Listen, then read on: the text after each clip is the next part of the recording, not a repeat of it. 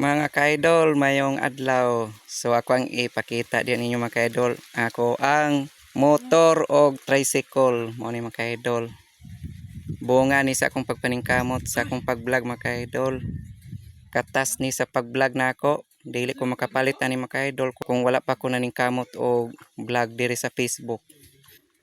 Mao ni mga ka-idol akong nakita nga hinaguan ako mga ka-idol sa akong pag-vlog. Kanang tricycle mga ka-idol o gamit sad na kaayo. Nga kani mga ka-idol ako ang motor mo ni una na akong napalit mga ka-idol pagkabulan sa December mga ka-idol pagka Pasko ni siya. Salamat kog dako sa Ginoo mga ka-idol kay naka palit gid ko ani mga butanga mga ka-idol kay sa una nangandoy ra ko ani. Nya ako nag-expect nga makabutang day ko ani mga ka-idol motor o tricycle.